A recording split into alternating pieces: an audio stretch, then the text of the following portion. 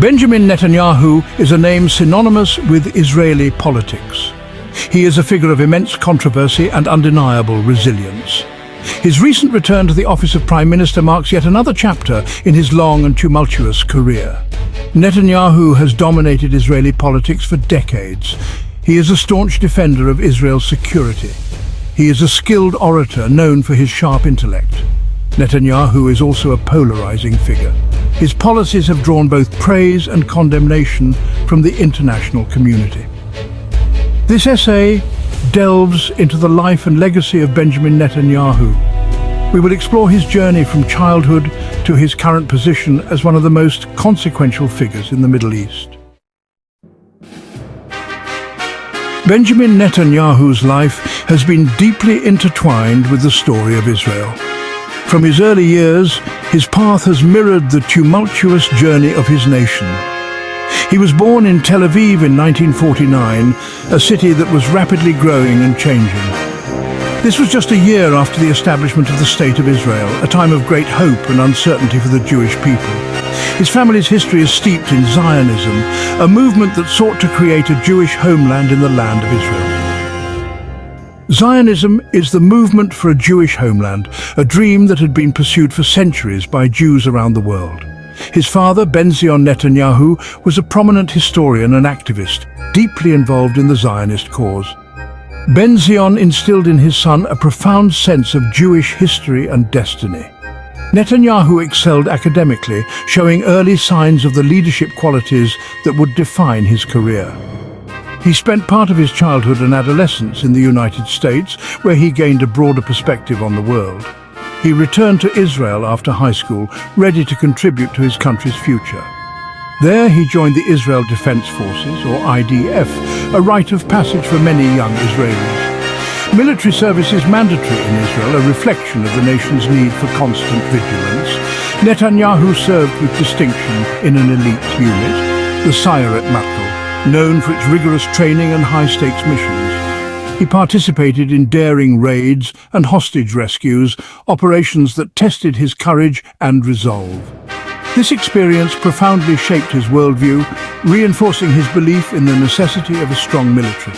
It solidified his belief in the importance of military strength for Israel's survival, a conviction that would guide his political career and decisions. As he transitioned from military service to politics, Netanyahu carried with him the lessons learned on the battlefield. His leadership style, characterized by a focus on security and defense, was a direct result of his early experiences. Throughout his career, he has been a staunch advocate for Israel on the global stage, often emphasizing the need for a robust defense strategy.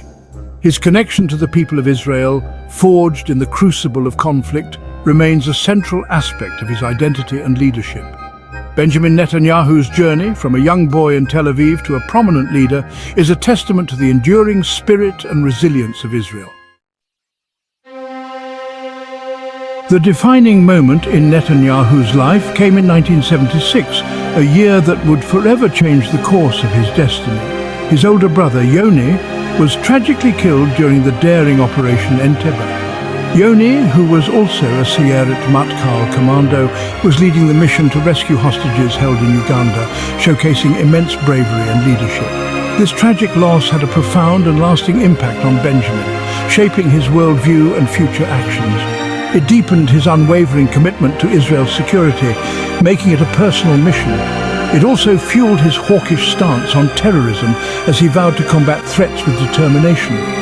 Netanyahu's brother's death pushed him into the public eye, where he began to make his mark. He became a vocal advocate for Israel, speaking out on issues of national importance. He served as Israel's ambassador to the United Nations, where he represented his country's interests on the global stage. He entered politics in the late 1980s, driven by a desire to protect and strengthen Israel.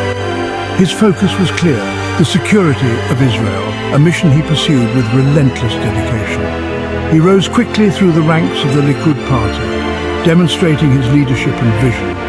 The Likud party, a right-wing political party in Israel, became the platform from which he would launch his political career, advocating for a strong and secure nation.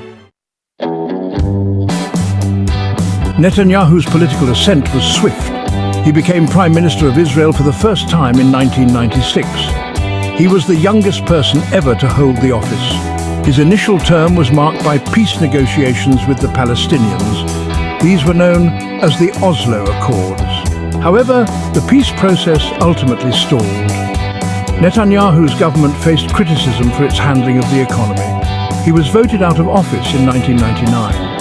Despite this setback, Netanyahu remained a prominent figure in Israeli politics. He served in various ministerial positions. He continued to advocate for his vision of a strong and secure Israel. Section 5, the second inning, economic reforms and international relations. Netanyahu returned to the Prime Minister's office in 2009. This time he focused on economic reforms. He implemented policies to liberalize the Israeli economy. He strengthened ties with international businesses. These efforts led to significant economic growth. Netanyahu also cultivated strong relationships with world leaders. This was particularly true of US President Barack Obama. However, his relationship with the Obama administration became strained. The two leaders clashed over the Iran nuclear deal. Netanyahu vehemently opposed the deal. He argued that it did not do enough to prevent Iran from developing nuclear weapons. Section 6. Navigating the storm, the resurgence of conflict. Netanyahu's second term as Prime Minister was marked by ongoing tensions with the Palestinians. His leadership style and policies often sparked controversy and debate both within Israel and on the international stage. The peace process remained stalled, with numerous attempts at negotiation failing to yield any significant progress. Diplomatic efforts by various international mediators also fell short. There were periodic outbreaks of violence, with street protests and clashes between protesters and police becoming a common sight. The unrest highlighted the deep-seated frustrations and grievances on both sides. Netanyahu took a hard line against Hamas, emphasizing the need for strong security measures. His speeches often focused on the threats posed by militant groups and the importance of a robust defense strategy. Hamas is a Palestinian militant group that controls the Gaza Strip. Their influence and actions have been a significant factor in the ongoing conflict, often leading to escalations in violence. He authorized military operations in Gaza in response to rocket attacks on Israel. These operations were aimed at neutralizing threats, but often resulted in significant casualties and destruction. The Israeli-Palestinian conflict remains one of the most intractable conflicts in the world. The complex history and deep-rooted issues make finding a lasting solution incredibly challenging. Netanyahu's policies have been criticized by some for exacerbating tensions. Critics argue that his approach has hindered peace efforts and increased animosity. However, he has maintained that Israel has the right to defend itself against terrorism. His stance is that security and safety are paramount, and any measures taken are justified in that context. He has consistently sought to ensure the safety and security of Israeli citizens. His visits to security forces and public addresses often reinforce his commitment to protecting the nation from external threats. Section 7. A legacy forged in fire. Netanyahu's impact on Israel and the world. Benjamin Netanyahu's legacy is complex and multifaceted. He is one of the longest-serving prime ministers in Israel's history. He has left an indelible mark on the country's political landscape. His supporters view him as a strong and decisive leader. They credit him with enhancing Israel's security and boosting its economy. Netanyahu's detractors see him as an obstacle to peace. They criticize his policies towards the Palestinians. They point to the expansion of Israeli settlements in the West Bank. They argue that this makes a two-state solution increasingly unlikely. Section 8. The polarizing figure, adoration and accusation. Netanyahu is a polarizing figure. He evokes strong emotions both in Israel and abroad. His supporters admire his unwavering commitment to Israel's security. They praise his economic stewardship. His critics view him as authoritarian and divisive. They accuse him of corruption. Netanyahu has faced numerous allegations of bribery and fraud. He has denied any wrongdoing. The accusations against Netanyahu have led to protests. They have also fueled political instability in Israel. The country has held 4 elections in 2 years. This is a testament to the deep divisions within Israeli society. Section 9, Conclusion, Netanyahu's enduring presence. Benjamin Netanyahu's story is far from over. He is a political survivor. He has weathered numerous storms. He remains a dominant force in Israeli politics.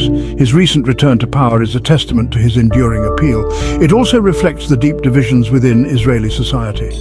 Netanyahu's legacy will be debated for years to come. He is a complex and contradictory figure. He is both admired and reviled. One thing is certain. Benjamin Netanyahu has left an indelible mark on Israel.